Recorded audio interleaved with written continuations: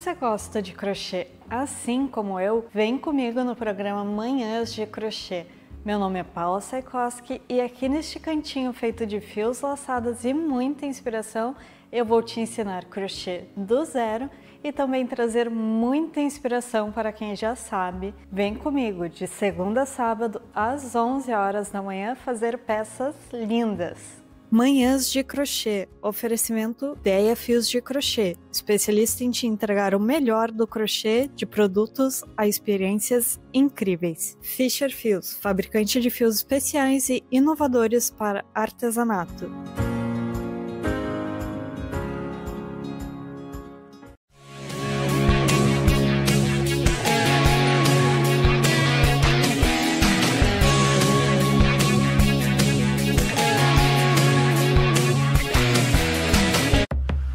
Nos últimos tempos, não faltaram desafios para o Rio Grande. Agora, o desafio é outro: construir o futuro. Um futuro que tem crescimento, mas de forma sustentável, que tem produção e preservação, que tem novas oportunidades para todos. A escolha é nossa. Por isso, a Assembleia Legislativa vai buscar soluções para o desenvolvimento do Estado com o Pacto RS 25, porque o crescimento sustentável é agora.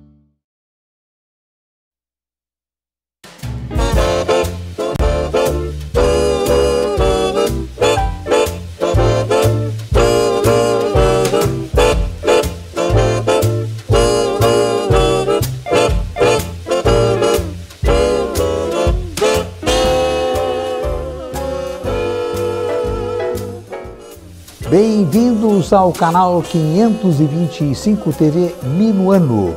Bem-vindas ao programa Resumindo, que vai analisar problemas polêmicos do momento com a participação no estúdio de Mário Berndt, médico, ex-deputado estadual, ex-vice-presidente da Assembleia Legislativa do Estado do Rio Grande do Sul.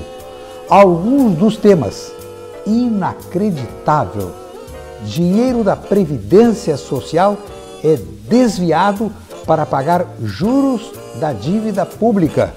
Surpreendente, uma faculdade de medicina específica para os sem terra. Governo Lula busca socorro de 20 bilhões de reais para tirar os Correios do naufrágio. Conseguirá?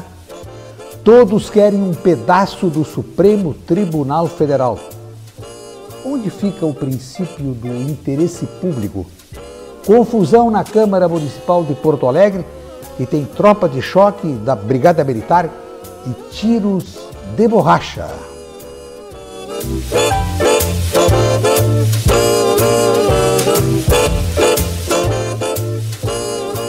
A Auditoria Cidadã da Dívida Pública é uma instituição criada há 25 anos, uma entidade aberta à participação de todos os que estão preocupados com o agravamento dos problemas nacionais, dentre os quais o endividamento público. Esta auditoria investigou e divulgou um dado que não foi contestado. O sistema da dívida pública desvia recursos da Previdência Social para o pagamento de juros do governo federal. Um absurdo. O valor pago de juros da dívida atinge, neste momento, e a contagem começou a 1º de janeiro deste ano, está em 312 bilhões 290 milhões de reais. Este levantamento é acompanhado por economistas contratados pela Federação das Indústrias do Estado de São Paulo. Quem deveria divulgar era o governo. Não divulga, esconde.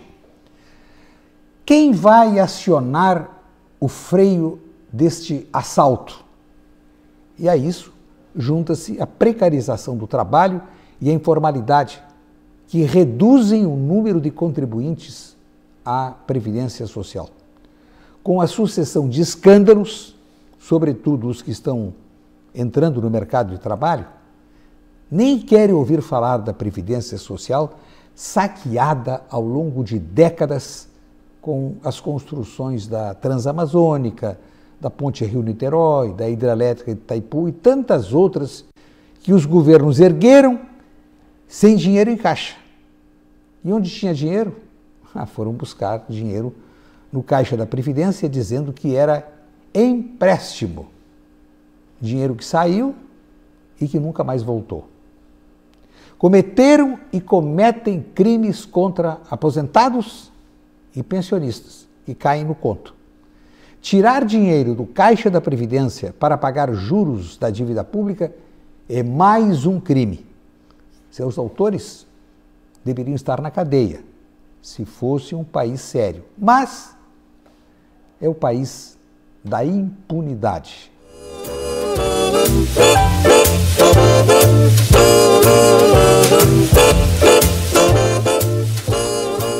Vamos voltar no tempo. A 15 de outubro de 1928, o dirigível Graf Zeppelin completou seu primeiro voo transatlântico pousando nos Estados Unidos. Tinha partido da Alemanha no dia 11 de outubro. Chegou no dia 15 nos Estados Unidos.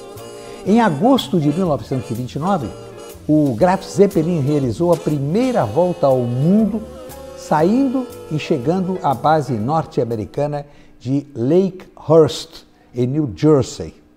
O trajeto incluiu paradas na Alemanha, na Sibéria, no Japão, antes de cruzar o Pacífico até os Estados Unidos.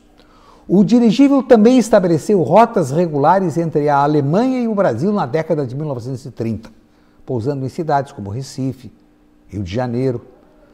A 29 de junho de 1934, o dirigível alemão Graf Zeppelin, vindo de Buenos Aires com destino ao Rio de Janeiro, sobrevoou Porto Alegre. O comprimento do dirigível era de 263 metros. Tinha capacidade para levar 20 passageiros e 40 tripulantes. Temos algumas imagens, vamos rememorar. Primeiro, um anúncio sobre a venda de passagens para viajar no Graf Zeppelin, serviço aéreo por mar e terra com aeronave. Graf Zeppelin. E todos os detalhes, partidas no mês de maio, via Sevilha, Ilhas Canárias, Cabo Verde, ao Rio de Janeiro, volta do Rio, Pernambuco. Então aí está a notícia, o anúncio da venda de passagens para a utilização do equipamento Graf Zeppelin. Vamos a uma outra imagem, o Graf Zeppelin passando sobre o Palácio Piratini em Porto Alegre. Vejam, dá para ver a dimensão. Graf Zeppelin em Porto Alegre. Uma outra imagem do Graf Zeppelin na Porto Alegre do final da década de 1920. Mais uma imagem agora do Rio de Janeiro, Pão de Açúcar e o Graf Zeppelin chegando. E a notícia é publicada no jornal O Globo, a primeira página. Um inesquecível traço de beleza nos céus e um impagável rastro de decepções na terra, porque nesta passagem ele não desceu no Rio de Janeiro. O Graf Zeppelin veio, passou e foi-se embora por entre todas as aclamações do entusiasmo popular. Vamos a mais uma imagem que mostra a estação de embarque. Ele descia e ali estavam situados, ali eram posicionados os 20 passageiros e os 40 tripulantes. E para encerrar esse passeio pelo tempo, temos um filme de 8 segundos, mostrando o Graf Zeppelin em Porto Alegre, passando pela rua Marechal Floriano. Vamos ver. Graf Zeppelin. Aí está, passeando devagar, bem devagar, pelo centro de Porto Alegre. E agora vamos saber quem disse isso.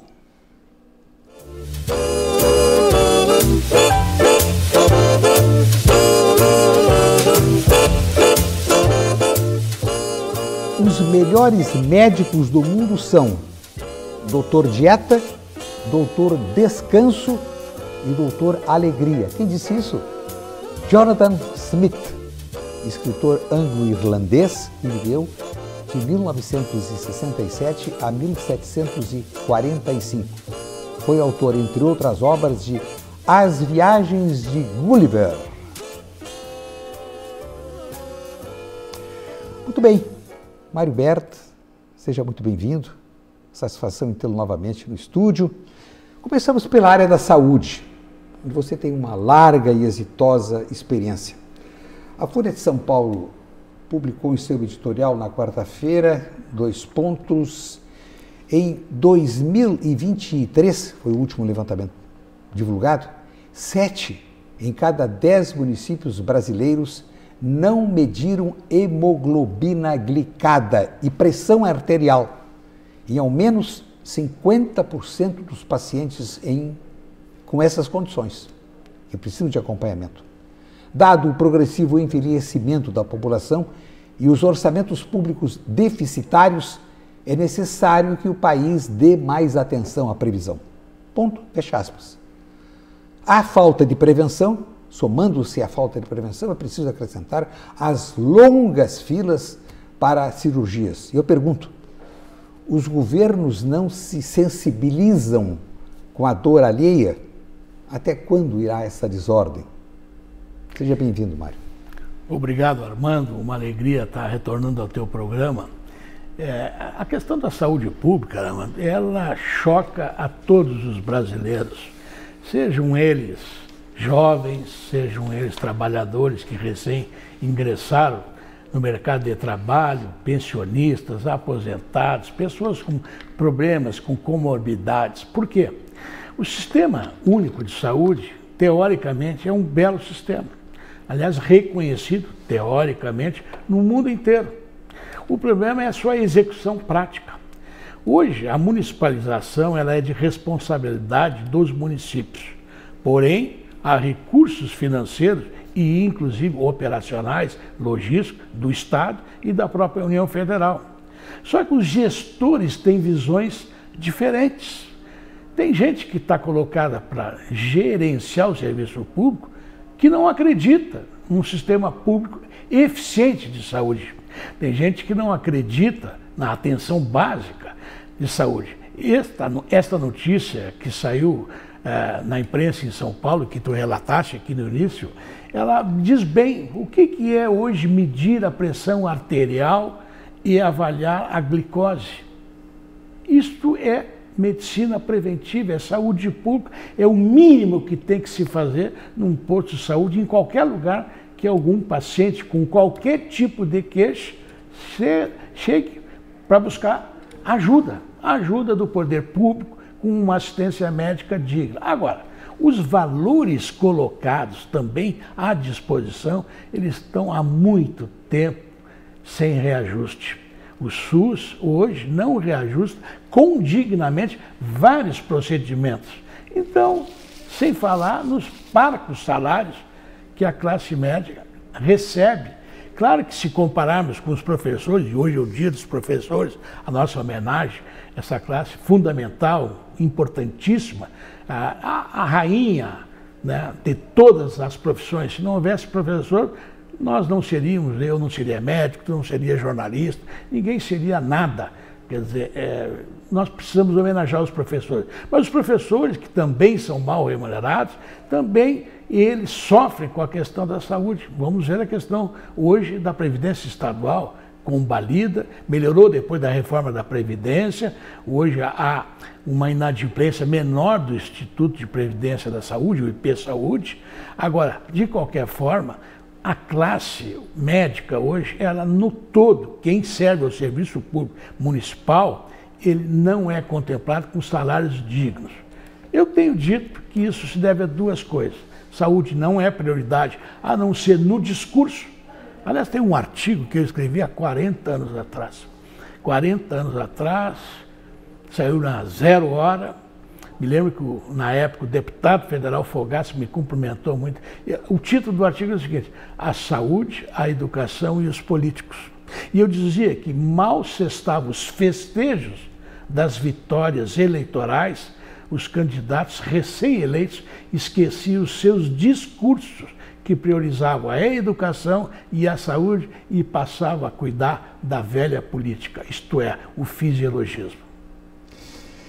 Mário, o jornal O Estado de São Paulo publicou nesta terça-feira um artigo com o título "Medicina é uma profissão que exige respeito, não atalhos". O autor é o presidente da Associação Paulista de Medicina, Antônio José Gonçalves. Eu vou ler alguns trechos. Abre aspas. A criação de um curso de medicina na Universidade Federal de Pernambuco, direcionado a integrantes do MST, transformou-se em uma guerra judicial. De um lado, a universidade que aposta nesse modelo para reforçar a inclusão e do outro, as entidades médicas que apontam as distorções e os riscos institucionais. Sob o guarda-chuva do Programa Nacional de Educação na Reforma Agrária, a iniciativa nasceu com a promessa de democratizar o acesso ao ensino superior para um público historicamente marginalizado. Incluir não é criar atalhos, segue o presidente. Inclusão verdadeira exige reforçar a base educacional, ampliar políticas de permanência e garantir que jovens pobres do campo ou da cidade tenham condições reais de disputar em pé de igualdade. Criar cursos sob medida para determinados grupos sem critérios universais é abrir mão da própria ideia de universidade. A Universidade Federal do Pernambuco transforma uma causa legítima em experimento ideológico. E quem perde não é apenas a instituição, mas todo o país, que precisa de médicos formados com rigor, não com privilégios travestidos de inclusão. Não se trata de negar a inclusão, trata-se de perguntar: inclusão a qualquer custo? Políticas públicas devem ser desenhadas para reduzir desigualdades, sem romper com a noção de mérito aferido de forma universal. Conclui o artigo. Do contrário, cria-se uma pedagogia da exceção, que alimenta a desconfiança social e enfraquece a própria universidade pública, pilar da ciência e da formação profissional no Brasil. Médico Mário Berto. Excelente artigo. Eu subscrevi em toto. Totalmente um artigo com o qual eu concordo. Agora, a questão da ideologia e das cotas, e aí eu vou incluir a questão das cotas. Bom, primeiro é um absurdo criar uma faculdade de medicina para Sem Terra. Sem Terra precisa de uma reforma agrária correta, honesta, transparente, sem questão ideológica, visando, como diz inclusive o artigo, condições de renda, de qualidade de vida para os agricultores. Agora, usar Sem Terra ou falsos agricultores por uma questão ideológica é também crime. É crime intelectual, é crime contra a nação, é crime contra a inclusão, porque daí as reações contra esse, entre aspas, privilégio vão ser muito grandes. É a mesma questão das cotas. Fiquei sabendo há pouco, Armando, e telespectadores, que, por exemplo, em algumas universidades também federais, com conceitos ideológicos sobre educação, a própria residência médica, que é um curso, que é uma especialização pós o curso acadêmico, ela está com cotas reservadas para algumas categorias. Isso é odioso, porque a cota ela acaba discriminando o beneficiário da cota. Nós temos que voltar a valorizar a questão da meritocracia. Evidentemente que a inclusão, como bem diz o artigo, tem que se dar diminuindo as desigualdades sociais, ofertando, e bem diz o artigo escrito também, que tem que envolver os trabalhadores urbanos e do campo. As famílias todas, e hoje em dia a maior parte das famílias estão que sofrem com essa brutal desigualdade social, estão alojadas nas periferias das grandes cidades. Então, um governo correto, honesto, sem ranço ideológico, ele promoveria crescimento econômico para diminuir as desigualdades sociais e não com ideias absolutamente demagógicas que custam muito caro e jogam brasileiros contra brasileiros. Mário Berto, 16 de outubro, dia do médico anestesiologista, celebra a primeira demonstração pública de anestesia geral que ocorreu a 16 de outubro de 1846. Nesta data, o dentista William Morton utilizou éter para anestesiar um paciente em uma cirurgia em Massachusetts, no Hospital Geral de Massachusetts, Estados Unidos. Permitiu um procedimento indolor, marcando um marco para a medicina moderna. Mas ainda há quem tenha medo da anestesia. Por que sim e por que não? Eu penso que às vezes a lenda, né, é mais em relação ao que vai acontecer comigo dormindo, o que vão fazer comigo.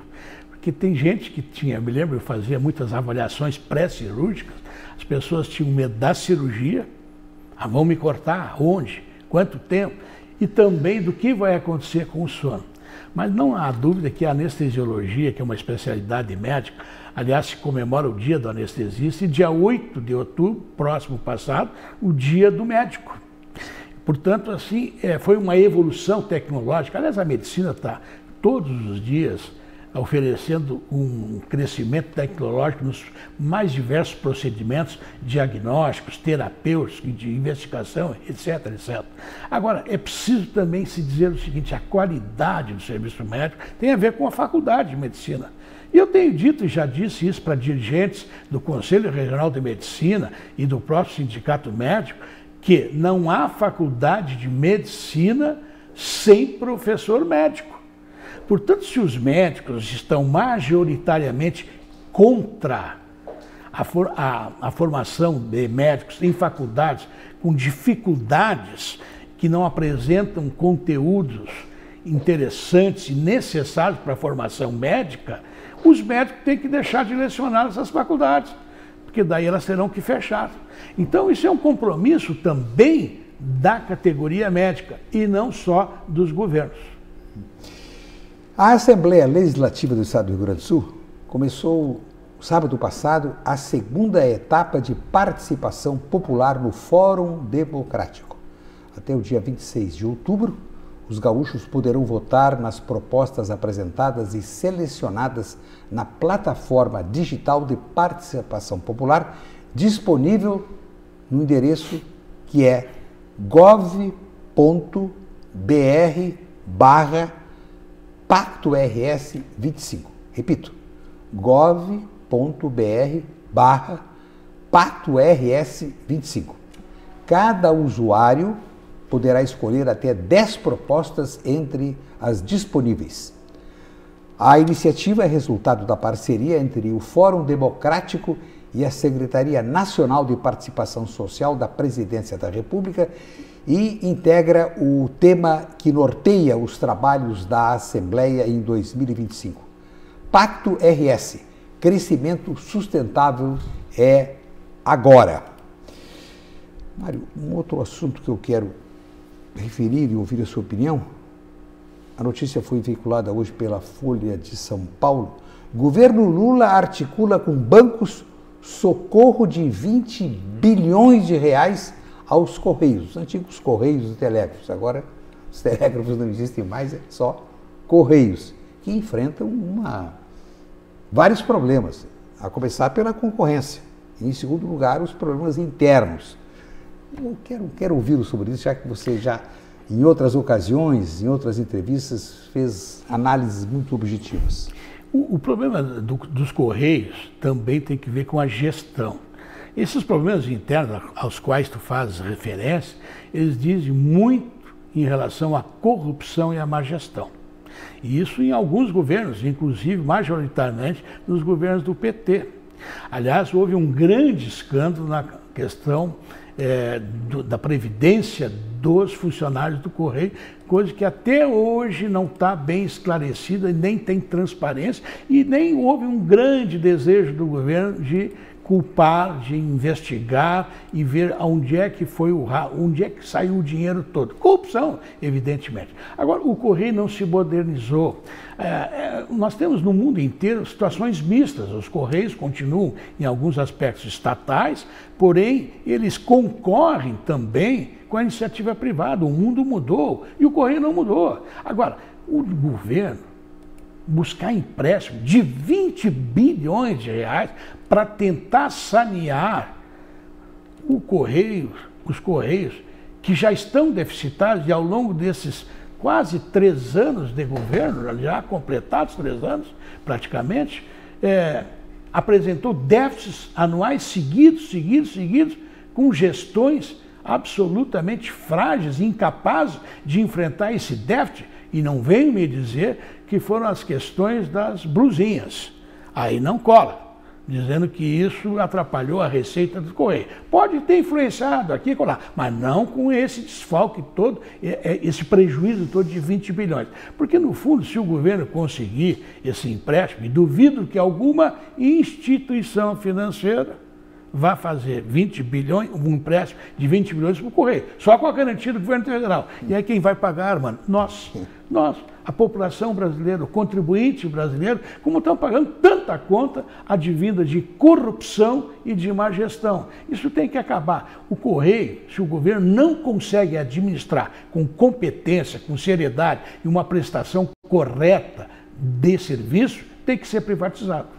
E façamos a conta. 20 bilhões de reais ao juro de 15%.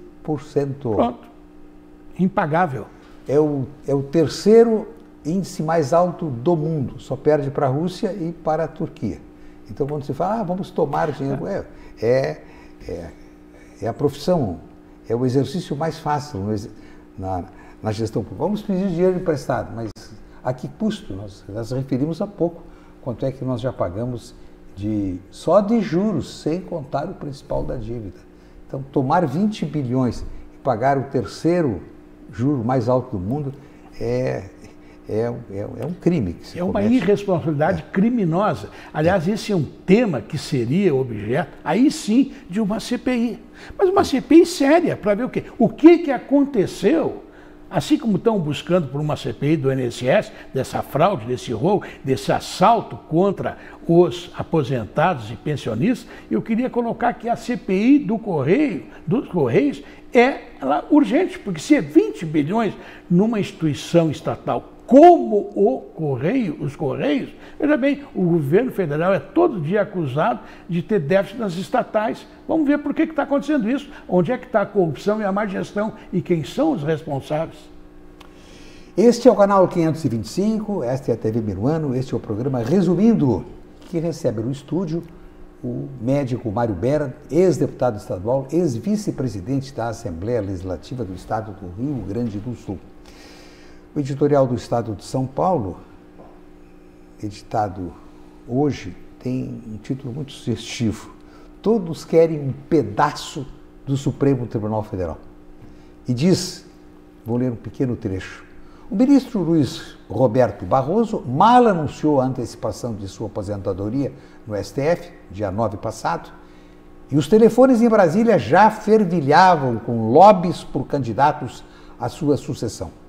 A nova indicação do presidente Lula, que deveria ser ocasião para um debate qualificado sobre o papel do STF e o perfil ideal de seus ministros à luz do interesse público, transformou-se mais uma vez em um balcão de reivindicações, um balcão que só confirma o que todos já sabem, que o Supremo Tribunal Federal se tornou um poder político.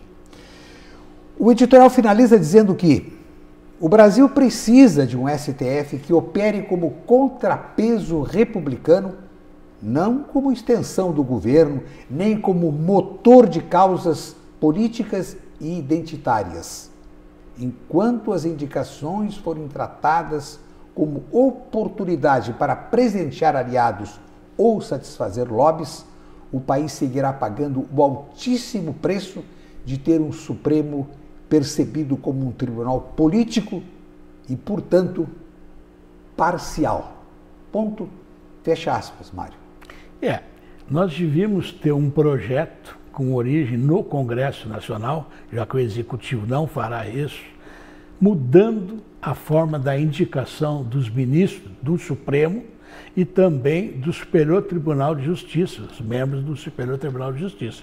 Porque a indicação política, ela é válida para o Executivo. O Judiciário tem que ter um notório saber jurídico, tem que ter experiência, tem que ter visão de sociedade, tem que ter compromisso coletivo e com o direito, especialmente com o direito. Não é com religião, não é com partido político, não é com lobby, não é com ocasião de pressão aqui ou acolá. Então, assim, independente, e isso não é uma questão pessoal, eu tenho para mim que alguns ministros do Supremo são pessoas da melhor qualidade pessoal e com conhecimento jurídico. Agora, isso não invalida a forma equivocada. Veja bem, nada contra a indicação, por exemplo, do senador Pacheco ou da AGU, só que o critério que está sendo usado é político. Ou para comemorar junto com os senadores que apoiam e alguns também apoios que há no Supremo Tribunal Federal para o senador Pacheco, ou para satisfazer o PT com o Messias, que é o advogado-geral da União. Então está completamente equivocado. Depois a gente se queixa da interferência política do Supremo. É que o erro já está na raiz. Embora eu tenha um amigo que é juiz que diz o seguinte: Mário, eles são indicados politicamente, mas depois lá no exercício do dia a dia, na companhia dos seus pares, eles aprendem a liturgia do cargo. Mas eu tenho divergido desse meu amigo, dizendo, olha, tem 2 ou 3 casos que já estão lá há algum tempo e não aprenderam. No jornal O Estado de São Paulo, edição de hoje, o colunista Fernando Schiller, que é porto-alegrense, ele começou a carreira como filiado ao PT e depois tirou o PT do seu caminho. O colunista Fernando Schiller defende que o atual debate público tem tratado muitas vezes o Supremo Tribunal Federal como uma instância de representação da sociedade, o que seria uma distorção do papel da Corte. Segundo ele, o próprio debate sobre o perfil e a ideologia de um futuro indicado para a vaga de Luiz Roberto Barroso demonstra isso. O papel de representação da sociedade, da pluralidade, da diversidade, seja regional, ideológica, partidária, identitária, enfim, seja o que for, cabe ao Congresso Nacional, diz Schiller. Ali é que são feitas as leis. Ali que em algum lugar do momento foi feito no passado a Constituição, ali é que a emenda à Constituição de tempos, ocorrem as votações de emendas à Constituição de tempos em tempos. O que cabe à Suprema Corte fazer é exatamente uma espécie de papel inverso. É garantir a vigência da Constituição, é garantir a vigência das leis. E não é o que está acontecendo, Mário. É verdade, o Schiller tem toda a razão. Aliás, o Schiller foi do PT e depois foi para o PSDB. Inclusive foi secretário da ex-governadora Ieda Cruz. Sim, né? Sim, lembro bem. E uma figura extraordinária, com vasto conhecimento, e hoje está encantando com seus comentários. Eu teria um acréscimo ao que o Schiller escreve, diz, dizendo o seguinte: o Congresso, e ele tem razão, que o Congresso é que tem que legislar e é o representante da população eleito para este fim, com um mandato de 4 anos, os deputados federais e 8 anos, os senadores, pelo menos. É essa a lei atual, a vigência é esta, e diz isso, e para modificar tem que ter uma outra lei e talvez seja até uma PEC. Agora, muitas vezes o próprio Congresso e a Câmara, especialmente nos últimos tempos, tem dado alguns exemplos que não entendem meio o que é a Constituição. Os nobres deputados e senadores, eles se elegem e cumprem com o seu juramento de cumprir a Constituição. E a maioria, não é a maioria, mas muitos projetos já são na sua origem inconstitucionais. E aí vamos arguir a constitucionalidade e vai para o Supremo. E aí depois veio Supremo dando a sua interpretação, às vezes por unanimidade, às vezes por número de votos, às vezes por uma maioria de um voto somente, e muitas vezes, em casos de liminares, num voto monocrático de um apenas juiz da Suprema Corte. Isso aí está errado. Agora, a formação nossa dos juízes escolhidos para lá não está em dúvida. O que está em dúvida é o método de escolha. Agora, o povo, o eleitor, que é soberano, tem que aprender a votar. Não sou que nem o Pelé, que disse uma certa época que o povo brasileiro não sabia votar. Mas assim, tem gente que não tem nenhuma condição de representar a população, seja nas assembleias, nas câmaras de vereadores ou até no Congresso Nacional. E aí é lamentável. E aí vem, às vezes, essas deturpações do que é a Constituição e para que ela serve. Mônica Bergamo é uma das colunistas mais bem informadas no país. Ela escreve hoje na Folha de São Paulo. Em jantar no Palácio da Alvorada, ministros do Supremo Tribunal Federal dizem a Lula que, abre aspas, nome fraco, fecha aspas, vai debilitar a corte. E Jorge Messias aparece como favorito para substituir Barroso, mas magistrados preferem o senador Rodrigo Pacheco, que é filiado ao PSD de Minas Gerais. Agora, ministros dizer que um nome fraco vai debilitar, eles fazem uma autoavaliação, né? Quando nós sabemos que há ministro compondo a mais alta corte da justiça brasileira que tentou ingressar na magistratura por concurso e foi reprovado. E esses foram quatro ministros que foram reunir com o Lula, o Gilmar Mendes, tem que dizer o nome, Gilmar Mendes, foi o Alexandre, foi não foi o Toffoli, não foi nem o Fux, foi o Alexandre, o Gilmar, os outros dois eu estou agora, não estou... Bom, mas foram 4, então não foram 11. E esta alusão que eles fazem, na minha opinião, eu li isso em as informações de jornais no Brasil inteiro, ele se referiu ao Cássio Nunes, que em algumas sessões tem apresentado votos que eles chamam inadequados. Alguns setores, através dos DAS, os assessores do gabinete ministro, circulam isso pelo Brasil, que os votos, os relatos do ministro, esse indicado, ultimamente foi o penúltimo indicado pelo Bolsonaro, o Cássio, não são, digamos assim, votos que impressionam pelo seu conteúdo jurídico e análise constitucional. Mas é uma crítica de quem diverge. A gente tem que até olhar por aí. O fato é o seguinte, a escolha está equivocada. Eu me lembro que quando fui candidato ao Senado, eu tinha um único grande projeto que eu queria, e apresentei isso em alguns programas de televisão reduzidíssimo, que era o seguinte, quem tem que eleger o Supremo tem que fazer um colégio com a OAB, com o Conselho Nacional de Justiça, né? Professores de direito de faculdades renomadas no Brasil inteiro.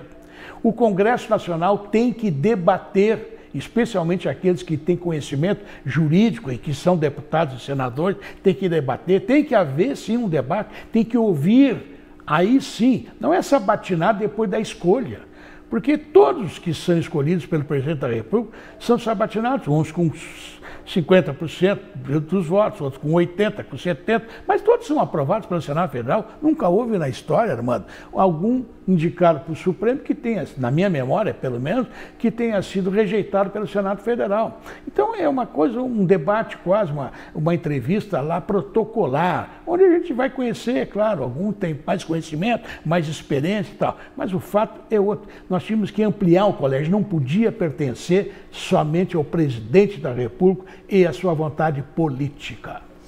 Mário, vamos a um assunto local. Houve confusão na Câmara de Porto Alegre hoje, tropa de choque da Brigada Militar, tiros de borracha, a sessão foi suspensa. Na pauta, a concessão do DEMAI, a iniciativa privada e o projeto que restringe a atuação dos catadores. Eu me lembro, eu comecei como repórter fazendo a cobertura da Câmara. Câmara Municipal, no 14º andar da chamada Prefeitura Velha, Prefeitura Nova, perdão, na Rua Siqueira Campos. Atravessava a rua, o Paço Municipal, e ali estavam, no edifício ao lado, o Banco Regional de Desenvolvimento do Extremo Sul, o BRDE, estava a Federação, estava a Fiergs, o edifício Formac. Tinha o Consulado Americano. Consulado Americano. O Banco do Brasil. Isso. Bom, e o plenário, no último andar, eram as cadeiras dos vereadores e as pessoas que ficavam acanhadas, praticamente acanhadas, né? Ninguém nunca cogitou.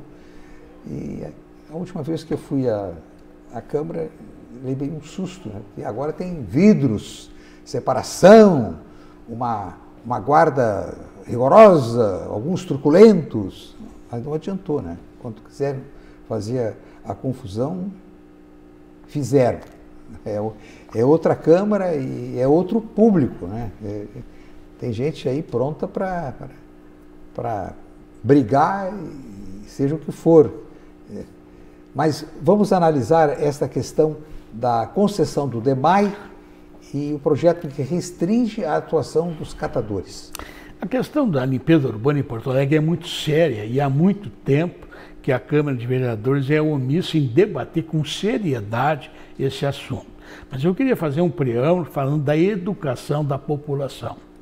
Eu caminho muito em Porto Alegre e percebo que esses containers que se prestam exclusivamente ao recolhimento de dejetos orgânicos, muitos moradores em Porto Alegre, inclusive gente do comércio, restaurantes, bares, eles colocam nesses containers também material reciclável, latas de cerveja, garrafas PETs, quer dizer, todo tipo de material reciclável. E tem mais, muitos, quando fazem alguma reforma em casa, trocam de móveis, colocam ao lado coisas de casa, sofá, colchão, pedaços de eletrodoméstico, enfim, há uma irresponsabilidade da população. Isso é uma questão educacional, começa em casa.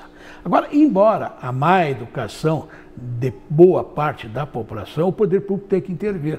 E intervir com leis claras e fiscalização clara e absolutamente, pelo menos, 3 questões básicas. Primeiro, o recolhimento do lixo. Segundo, evitar a proliferação do lixo nas ruas. Porque, veja bem, quando se coloca ao lado do container material, vem a chuva, vem o vento, vai levar para o esgoto e isso vai ter entupimento, vai ter enchente, é uma coisa impressionante o descaso.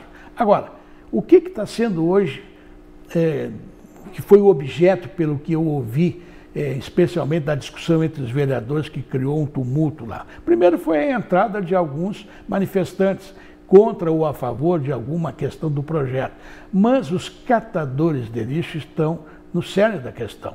Eu me lembro que houve uma época que os catadores usavam carroça, aí foi vetado, é proibido, não pode usar carroça por causa dos animais, por uma série de questões. Pois bem, hoje eles andam com aqueles carrinhos, que também atrapalham o trânsito. Agora, os catadores são gente da população. Eles não estão trabalhando ali porque adoram o lixo. Aliás, ninguém gosta de trabalhar no lixo. É a sua tarefa, é o que lhe sobrou nesse desajuste social muito grande. Então tem que ter um olhar fraterno, mas sem violência. A Câmara de Porto Alegre hoje, pelo que a gente ouviu, Armando, ela traduziu um pouco da radicalização que tem no Brasil hoje. De um lado, alguém que é contra isso por uma questão ideológica, etc., usa a força, às vezes demasiado. As pessoas estão desaprendendo a conversar. O parlamento é a conversa. Tem gente que apoia lá, eu me lembro quando teve deputado aqui do Rio Grande do Sul que sentou na cadeira do presidente da Câmara, impedindo os trabalhos normais da Câmara, deputado com punho cerrado, festejando a ocupação da mesa diretiva. Quer dizer, isso tem aqui similitude na nossa Câmara, na nossa Assembleia, o radicalismo está ali. E tem do outro lado também o radicalismo dos partidos de extrema esquerda, que também sabem fazer a massa de manobra, quer dizer, então esse ambiente hostil, agressivo, do ódio, o ódio está sendo hoje absolutamente fomentado por quem devia pacificar, conviver com as divergências, faz parte da democracia. O pluralismo é a essência da democracia. O respeito, a civilidade mostram um exemplo e um comportamento democrático de aceitar que maiorias eventuais que se formam vençam algum projeto. E como dizia o doutor Brossard, antigamente, senador, o grande senador Paulo Brossard, quando a lei, a gente tem que obedecer a lei, respeitar a lei. Agora, se a lei não está servindo, está equivocada, a gente trabalha para mudar a lei, para transformar a lei numa coisa mais moderna que sirva. Eu acho que a grande questão não é nem o âmago do projeto, é a forma como estão discutindo política no Brasil. O Fórum Democrático é o canal de diálogo permanente entre a Assembleia Legislativa do Rio Grande do Sul e a sociedade. Em 2025, a sustentabilidade foi colocada no centro das discussões legislativas por meio de um amplo processo participativo que incluiu debates presenciais e virtuais sobre 4 eixos temáticos: transição ecológica, sustentabilidade na agropecuária, sustentabilidade e as desigualdades sociais e regionais e sustentabilidade na indústria, comércio e serviços. Além dos grandes temas, o processo contou com seminários regionais, plenários livres e rodadas de sistematização de propostas. As atividades realizadas em cidades como Rio Grande, Bagé, Santa Rosa, São Leopoldo, Santa Maria, Caxias do Sul, Passo Fundo, Lajeado e Osório reuniram mais de 4.500 participantes. As propostas apresentadas nesses encontros foram encaminhadas aos grupos executivos de acompanhamento dos debates que realizaram a sistematização para a fase de votação popular. Até o encerramento da etapa de envio, cerca de 11.900 pessoas acessaram a plataforma digital que registrou mais de 15.000 visualizações de conteúdo. O processo será concluído com a elaboração de um relatório final, consolidando em seminário estadual previsto para dezembro. O documento reunirá as diretrizes construídas coletivamente e será encaminhado à apreciação dos deputados e aos governos estadual e federal. Mário Berndt, médico, ex-deputado, ex-vice-presidente da Assembleia Legislativa, vamos ao exterior. O presidente dos Estados Unidos, Donald Trump, admitiu hoje ter autorizado ações da Agência Central de Inteligência, a CIA, na Venezuela. Ele também afirmou que está estudando fazer ataques terrestres contra cartéis de drogas venezuelanos. Mais cedo, o jornal The New York Times afirmou que as operações autorizadas para a CIA podem incluir ações letais e outras iniciativas da inteligência norte-americana no Caribe. Com isso, os alvos poderiam ser Nicolás Maduro ou o governo venezuelano. Este assunto não está tão destacado no noticiário em função do que acontece na Ucrânia, do que acontece no Oriente Médio, mas é uma situação que envolve a tentativa do presidente Donald Trump, diferentemente de seus antecessores, no sentido de brecar, de sustar, de impedir que as drogas que causam efeito tão nocivo à sociedade norte-americana, continuem ingressando. Nós sabemos como, e o governo americano muito mais, mas está jogando pesado. É essa a tática correta? Eu penso que o Maduro é um ditador, evidente, não é que eu penso, eu tenho convicção, ele é. Mas eu penso que essa estratégia da ingerência em assunto interno de um país não é boa. É evidente que tem que ser feita uma pressão internacional, uma pressão dos norte-americanos, que são vítimas disso, mas eu fico pensando o seguinte: na ausência de uma política de saúde pública do governo Trump no combate às drogas, nos malefeitos das drogas na população americana, especialmente nos jovens. Quer dizer, ele tem lá um secretário que trata da saúde, o Robert Kennedy Jr., filho do ex-extraordinário senador e procurador-geral Robert Kennedy, irmão do John Kennedy, mas ele é um homem contra a saúde pública, ele é um homem contra a questão da assistência médica às populações, especialmente as populações menos assistidas, menos poderosas do ponto de vista financeiro. Então, assim, o governo Trump, internamente, tem se comportado de uma forma errática. Agora, a Venezuela tem que ser combatida. Se eu fosse, por exemplo, querer uma medida eficaz, os Estados Unidos tinham que parar de comprar o petróleo americano, o petróleo venezuelano. Isso é uma medida prática. Os Estados Unidos continua comprando petróleo venezuelano. Porque é muito mais barato? Mas não importa. O Trump tem que deixar de ser negociador só. Ele tem que ser político também e ser coerente com aquilo que ele pensa. Não adianta mandar mísseis lá, porque vai acabar matando civis, etc., e vai ter uma ingerência interna que vai ser combatida. Então é ruim isso. Eu acho que o melhor combate é absolutamente pressionar o governo Maduro, combater o tráfico em águas internacionais, em aeroportos, aumentar a vigilância interna dos Estados Unidos e promover uma política de saúde pública para aqueles que são viciados em drogas.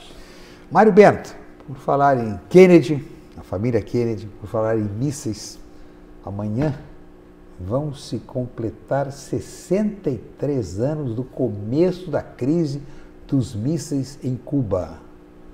O presidente dos Estados Unidos, o grande John Kennedy, foi informado através de fotos que tinham sido batidas no dia 14 de outubro por um U-2 mostrando mísseis nucleares que tinham vindo da Rússia, da União Soviética, apontando para os Estados Unidos. E a crise durou 13 dias a partir desse ponto, no dia 16 de outubro de 1962. Vamos imaginar que, na época, o presidente fosse não John Kennedy, mas alguém do perfil de Donald Trump. O que poderia ter acontecido? Foi o auge da Guerra Fria e chegou ali. A questão cubana e essa época que tu rememoras e cita aqui, no resumindo, ela é muito interessante, porque o que houve? A Revolução Cubana foi uma revolução contra a ditadura corrupta de Fulgêncio Batista, apoiada por empresários americanos, por cassinos gerenciados e privados dos Estados Unidos. Quer dizer, o comércio ilegal, a prostituição, o contrabando graçava na ilha cubana, com uma terrível injustiça social e uma repressão, porque era uma ditadura. Fulgêncio Batista era um ditador. No início, a revolução foi contra isso tudo e acabou virando, por uma incompetência talvez diplomática, uma ingerência muito forte econômica da União Soviética, então, com o Nikita Khrushchev, que era o primeiro-ministro, comprando o açúcar cubano, um preço extraordinário para recuperar a economia cubana, para dar apoio, e aí Cuba acabou virando comunista e um quital da União Soviética. E o que fez a União Soviética? Evidentemente, instalou mísseis transcontinentais diretamente para os Estados Unidos. Aliás, a Cuba fica a 90 milhas da Flórida, então assim, é do lado, né? Hoje em dia é 1 segundo. Então, se fosse o Trump na época, e não fosse o John Kennedy, e não fosse o Robert Kennedy, né? E é uma figura importante na época, que foi o Gromyko, que era chanceler, Andrei Gromyko, que era o chanceler do Nikita Khrushchev, que não era um sanguinário e um assassino que nem o Stalin, mas era da União Soviética, uma ditadura comunista e que pretendia a hegemonia mundial. Já tinha uma hegemonia em todo a cortina de ferro, uma hegemonia soviética na Europa, especialmente na Europa Oriental. Então, se houvesse o Trump hoje, eu não sei se o Trump ia ser o Trump negociador ou o Trump guerreiro, porque o negociador traz bons frutos. Ele é um homem de negócios, e aí quando pensa que vai perder, ele dá um jeito de recuar, de ser mais diplomático, e ele é um sedutor, é um homem de comunicação. Eu nunca vi um presidente que se comunica tão bem como o Trump, que faz de si a figura mais importante de qualquer cenário que ele esteja. E ele diminui a todos com a sua opulência verbal, inclusive física, né, se mostrando. Ele é um caricato, ele sabe virar para a câmera, ele sabe sorrir, ele sabe debochar, ele sabe elogiar, ele é um negociador por excelência. E eu fico em dúvidas, mas assim, espero que o mundo continue tendo líderes no perfil de John Kennedy e não de Trump, e muito menos de Putin. Mário Bento, é sempre uma satisfação poder conversar e ouvir as suas análises tão claras, tão lúcidas, tão precisas sobre o cenário local, o cenário nacional, o cenário internacional. Agradeço muito por ter vindo ao programa, você é um convidado permanente, agradeço muito, assim como agradeço a todos os que nos acompanharam no programa Resumindo. Um grande abraço a todos e até amanhã.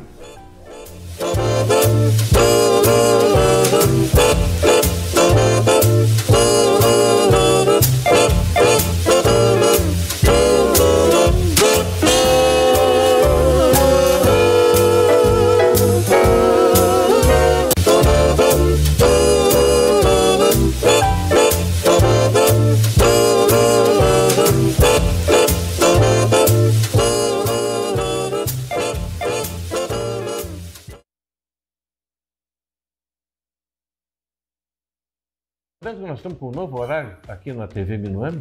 Novo horário, estaremos aqui ao vivo às 10 horas da manhã e depois às 22 horas. Com histórias e histórias do mundo da bola. Histórias. Imperdível. Às vezes uma que se pode contar, às vezes outras que não era para contar, mas sabe. E convidados especiais. Convidados especiais sempre para conversar com os nossos amigos. Às 10 da manhã e 10 da noite. Junto em colírio, como dizia o outro. Até. Até. Você realmente conhece a relação que existe entre espaço e mente? Eu sou o arquiteto César Araújo e estou aqui para desvendar essas situações com você. Caminhos da Arquitetura, um programa que vai ao ar às 10 horas da manhã e às 22 horas. Canal 525 da Claro TV. TV Minuano. Estou lhe aguardando.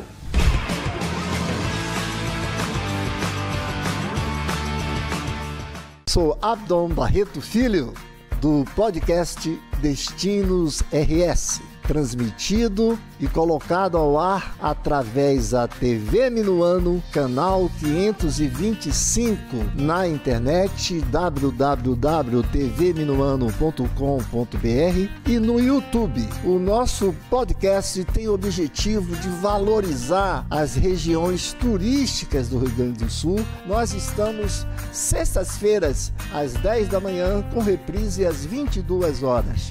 Lembrando que é bom visitar o Rio Grande do Sul. Seja feliz conhecendo os municípios turísticos gaúchos. Destinos RS. Oferecimento. Sesc. A força do sistema Fé Comércio ao seu lado. Aqui é o jornalista Flávio Fiorin e tem um convite para te fazer. De segunda a sábado, estamos no canal 525 da Claro TV com o nosso programa Fora da Área. Muita notícia, muita informação, quadros especiais, o futebol raiz que você só vê aqui na TV Minuano. De segunda a sábado, das 11h30 ao meio-dia, o programa Fora da Área. Conto com a audiência de você.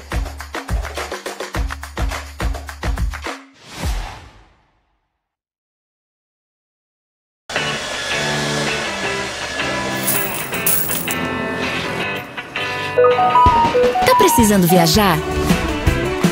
No Sesc Turismo, você descobre novos destinos pelo Brasil e conhece novas culturas no exterior. Aproveite pacotes completos em até 24 vezes sem juros. E você ainda pode se hospedar em nossos hotéis ou em redes conveniadas o ano todo. Sesc Turismo. Viaje mais, viaje Sesc. Há 16 anos, a Farmatec transforma ciência em cuidado. Com tecnologia de ponta, inovação em fórmulas e nanotecnologia aplicada, entregamos alta eficácia e segurança em cada manipulado. Nossa produção é automatizada, Nossos testes são rigorosos e o nosso compromisso é com você. Inovação em fórmulas. Excelência que se sente na pele. Nos últimos tempos, não faltaram desafios para o Rio Grande. Agora, o desafio é outro: construir o futuro. Um futuro que tem crescimento, mas de forma sustentável, que tem produção e preservação, que tem novas oportunidades para todos. A escolha é nossa. Por isso, a Assembleia Legislativa vai buscar soluções para o desenvolvimento do Estado com o Pacto RS 25, porque o crescimento sustentável é agora.